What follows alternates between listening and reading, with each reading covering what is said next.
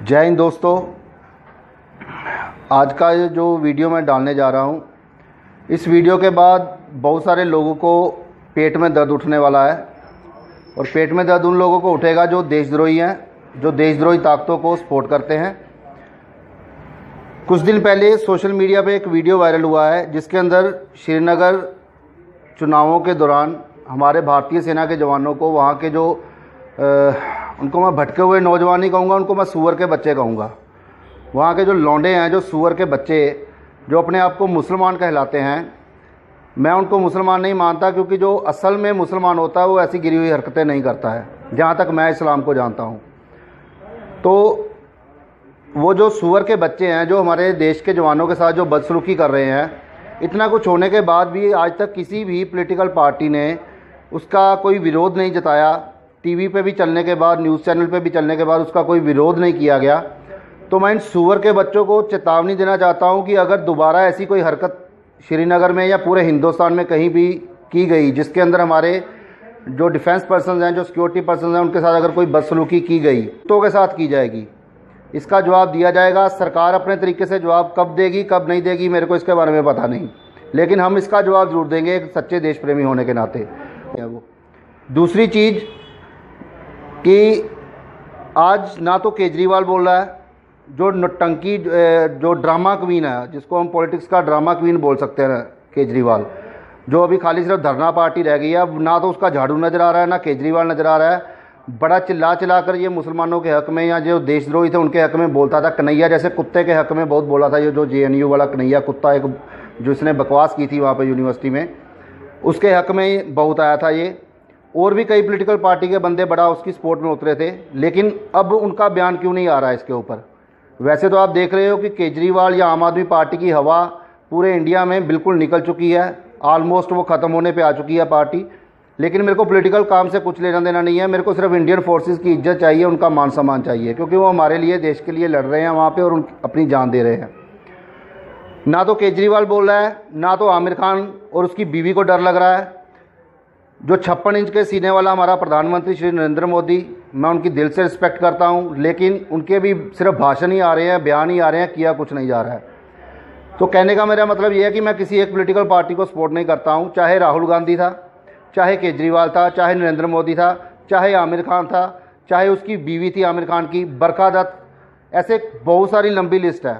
और आज वो 21 वकील कहाँ गए जिन्होंने रात को 2 बजे एक आतंकवादी की फांसी को रुकवाने के लिए सुप्रीम कोर्ट का दरवाज़ा खटखटाया था। आज वो 21 वकील सुप्रीम कोर्ट के कहाँ पे सोए हुए हैं, किस सुरंग के अंदर घुस के बैठे हुए हैं। अब उनको कुछ दिखाई नहीं दे रहा है। अब ये क्या मानवता के खिलाफ कुछ नहीं हो रहा है? क्योंकि फौजी जो है हमारे, जो इंडियन आर्मी के पर्सन हैं, जो डिफेंस पर्सन हैं, वो क्या वो इंसान नहीं है? उनके लिए कोई ह्यूमन राइट्स नहीं बना हुआ? दूसरी चीज़, पाकिस्तान के अंदर हमारे इंडियन नेवी के एक एक्स ऑफिसर को बिना किसी सुनवाई के, बिना किसी ट्रायल के, बिना किसी पेशी के, और ना ही उसको कोई कानूनी सहायता दी गई, उसको फांसी की सज़ा सुना दी गई। यहाँ पे जब कसाब को फांसी की सज़ा सुनाई गई थी तो बहुत सारे, जो उसको मैं नकली मुसलमान बोलूँगा, जो अपने घर बैठे बैठे ही अपने आप को मौलवी कहलाने लगे, वो सूअर के बच्चे हैं, वो मौलवी नहीं है, उनको मौलवी कहलाने का हक़ नहीं है, क्योंकि इस्लाम के अंदर मौलवी नहीं होता है कोई। इस्लाम में किसी मौलवी की ज़रूरत नहीं है। जो अगर आपके कुरान को पढ़ें मुस्लिम धर्म के, वहाँ पे मौलवी नहीं होते हैं। तो ये जो नकली मौलवी जो बन के बैठे हुए हैं, जो देश के प्रधानमंत्री को मारने का फतवा निकाल रहे हैं, जान से मारने का फतवा निकाल रहे हैं, ऐसे सूअर के बच्चे जो उस टाइम पे याकूब मेनन या अफजल गुरु ऐसे कुत्तों के हक़ में बड़े बयान दे रहे थे, सुप्रीम कोर्ट का दरवाज़ा खटखटा रहे थे, उसकी जो फांसी की माफ़ी के लिए पटिशन साइन कर रहे थे, वो जितने बंदों ने पटिशन साइन की थी, आज वो इंडियन आर्मी के लिए पटिशन फाइल क्यों नहीं कर रहे कि उनको पूरी पावर दी जाए ऐसे कुत्तों को, ऐसे सूअर के बच्चों को गोली मारने की। उसके बाद मैं एक क्वेश्चन पूछना चाहता हूँ, बॉलीवुड के जो जितने भी स्टार हैं उन सबसे एक चीज़ पूछना चाहता हूँ, बॉलीवुड के उन स्टारों से ये पूछना चाहता हूँ जिन्होंने पाकिस्तानी कलाकारों के हक़ में बड़ी लड़ाई लड़ी थी, जिंदा है, उनको मैं पूछना चाहता हूं कि आप पाकिस्तानी कलाकारों के हक़ में बहुत बोलते थे कि वो भी हमारे जैसे इंसान हैं, वो भी हमारे भाई हैं। तो जब पाकिस्तान के अंदर इंडियन नेवी के ऑफिसर को फांसी सुनाई गई, तो अब इन जो कलाकारों ने, जो पाकिस्तानी कलाकार थे, उन्होंने उसके हक़ में वहाँ पे पटिशन दायर क्यों नहीं की? उन्होंने उसके हक़ में आवाज़ क्यों नहीं उठाई पाकिस्तान के अंदर बैठ के? क्या सारा ठेका हिंदुस्तान की जनता ने ले रखा है मानवता का? या जो ह्यूमन राइट्स की बातें करते हो खाली हिंदुस्तान में दिखती हैं इनको? तो इन लोगों को मैं चेतावनी देना चाहता हूं कि अब भी सुधर जाओ, और साथ ही साथ हिंदुस्तान के आम नागरिक को चेताना चाहता हूं कि अभी भी जाग जाओ। ये जो मुस्लिम धर्म की आड़ में या ईसाई धर्म की आड़ में जो देशद्रोही लोग बैठे हुए हैं, मैं सबको सारे मुस्लिम समाज को या सारे ईसाई समाज को गलत नहीं कह रहा हूं, लेकिन उसकी आड़ में जो देशद्रोही बैठे हुए हैं, जो नकली मौलवी बन के बैठे हुए हैं, जो हिंदुस्तान को, हिंदुस्तान की जनता को, हिंदुस्तान के कानून को गालियां निकालते हैं, बार बार चैलेंज करते हैं, ऐसे सुअर के बच्चों को जूतों से पिटाई करके हिंदुस्तान से बाहर निकालना चाहिए।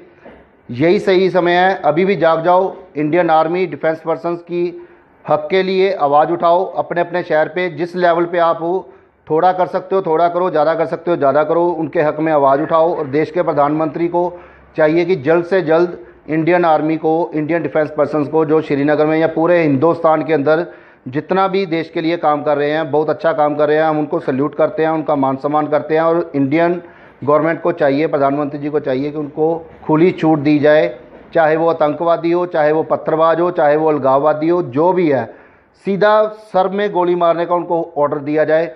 अदरवाइज़ ये जो कैंसर जो हमारे देश के अंदर अंदर बढ़ रहा है, ये नहीं रुक पाएगा। प्रधानमंत्री जी से मैं एक बार फिर से अपील करता हूँ कि एक्शन लो। खाली बयानबाजी से कुछ नहीं होगा।